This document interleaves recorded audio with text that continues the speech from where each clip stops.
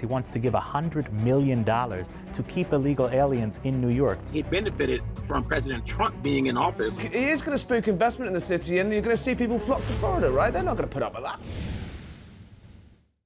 You guys must be rubbing your hands together, right, with glee at the prospect, as Douglas was mentioning there. You know, a hard left takeover of New York. That's going to be a vote for one of you guys.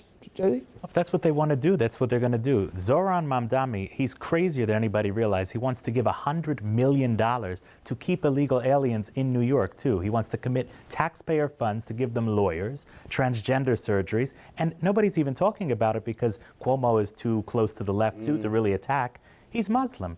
You saw what happened on 9/11. Did everybody forget? He's not attacking him on that. He's not attacking him on anything because at the end of the day, Cuomo knows he's doomed, and Zohran Mamdani is going to win that election.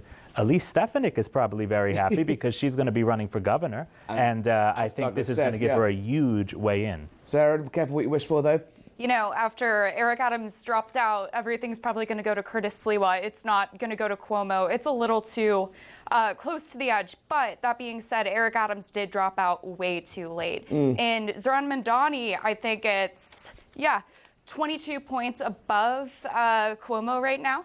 Yes, and it's looking like he's got it. But Republicans have pulled out before as well. They have not run candidates in this race. Right. Could something like that happen, do you reckon? Probably, but the thing is, they haven't done any polling since, then. I think the last one with Quinnipiac was September 22nd. So we'll just have to wait and see. I really think Curtis Sliwa has a much better chance than people think he does. Let's talk to Democratic strategist Nick Smith, who's joining us from New York, I believe. Hi, Nick. We heard from Douglas Murray there, the case for the prosecution, I think, against Mamdani. I take it that you don't agree, but if he's so great, why are the bigwigs of the Democrat Party still keeping him at arm's length? It's a good question. So thanks for having me. I did hear Douglas and his point about, against the Assembly member. Here's how I look at this election. This is a change election.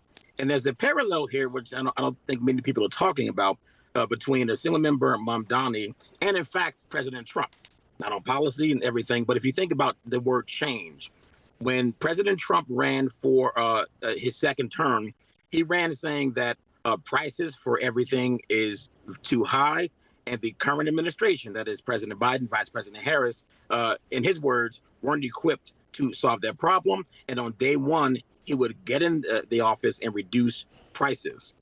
That didn't happen, but think about how effective that campaign message was. So when folks analyze the Assembly members, Mamdani's campaign and why he defeated former Governor Cuomo, just think about the situation in the country. And I think, in fact, he benefited from President Trump being in office because what we see is someone who is in the White House right now not fulfilling that promise of lowering prices. Gas is up, jobs are down. And so that's why I think Mamdani powered through that primary against a former governor who, by the way, is looking for a second act. So that's how I frame this election. And when it comes down to, well, the policies and what some label as extreme, here's some interesting factoids. First of all, Mamdani is talking about making buses in the city of New York free, which probably costs a couple of mil in a city budget of $116 billion, a state budget of about $200 billion, and of course, the federal scale as well. Go back a couple of mayors and talk about a Republican mayor, Mayor Rudy Giuliani. Guess what he did? He made ferries in the city free, particularly going to Staten Island, back and forth. I've never heard anyone on the right wing say that some of these things can't be done. There is a history of these things being done. And by the way, Mamdani, and I come from New York City government. I was first deputy public advocate, which is the #2 office in the city of New York. So I get some of these policies. Mamdani can have a free bus plan that is, in fact, phased in. And recall something else.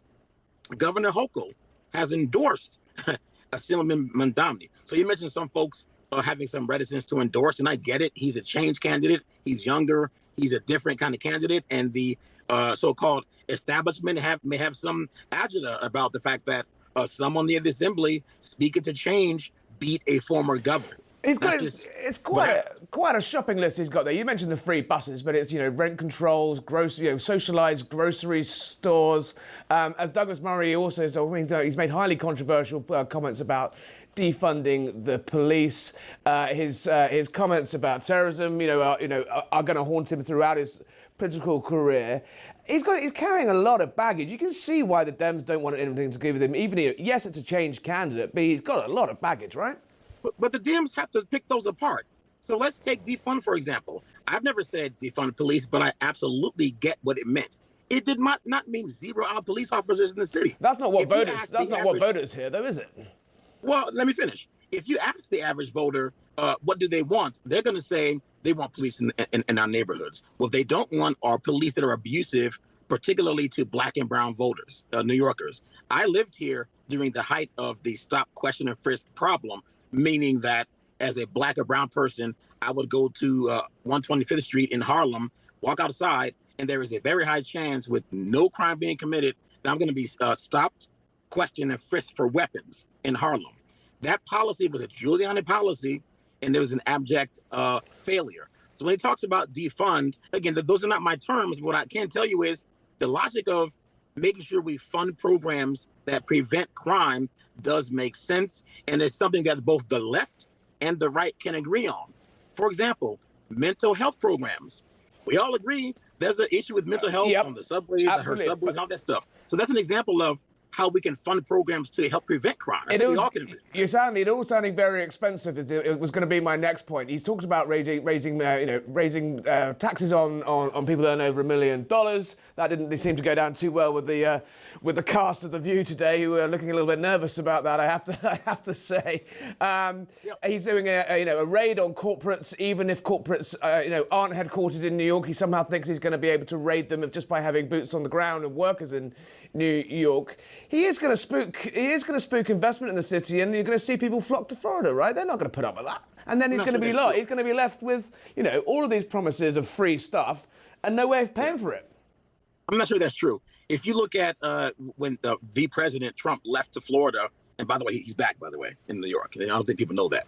But when he said that, the rationale was exactly that: tax, tax, tax. Nobody wants to pay crazy taxes. And it is also true that the city of New York covers so many essential services that we, in fact, need to go further. And I don't think it's always necessarily taxing the rich on every single program, but there is a social contract that elected officials of both parties in this country agree to, which is we have to provide for the safety and well-being of our citizens. So, for example, if we talk about health care, I'm going to stop you there because I'm going to bring in Joey. I mean, Joey, it does sound quite good, right? Free, nice healthcare, nice mental health provision, nicer cops. You can see why people are buying it, right? I mean, nobody's actually buying it except the far, far left in New York. The rest of the country hears this and they understand it for what it is. These are crazy policies, and people are going to run. I don't know what he's talking about, that there's some social contract. People are going to run out of that city because nobody wants to be taxed through the nose.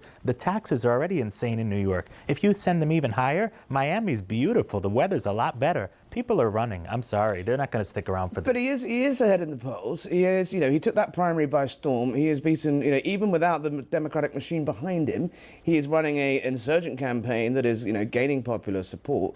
What have you guys got in your locker to counter that? Because, there's a younger generation of voters, and Nick, seems pretty enthusiastic about it all. What have you got to, what are you going to fight him on the issues? The sad thing is in New York, Republicans have given up. The Republicans have given up on many urban areas, and I think that's a big failure for our party. We cannot let these cities fall, and we've too often just let the far left take them over, and we're losing big time for that reason. I don't want to see our cities fall, and we've really allowed it to happen. Do you think the governor race will be lit up, as Douglas Murray touched on there, by Mamdani? I do. Hochul's weak anyway. People don't really care for her very much. She only got in because Cuomo had all those problems, if you remember. So she shouldn't even be there. Of course, okay, she did win the one time, but whatever. Very close. I think it was 6%, if I'm not mistaken. Stefanik, who's probably going to win that primary, she's a much stronger candidate. She's a prolific fundraiser. So I have a feeling that race is going to be very winnable, especially if you have that socialist lunatic down there doing all his craziness. All right, we're going to go to a break, but one final word from Nick. Socialist lunacy, are you going to take that 10 seconds to hit back on socialist lunatic there, Nick? Yeah, I think when the midterms come around and the next presidential comes around, we'll see the benefits of electing a change candidate like Mamdani, guaranteed.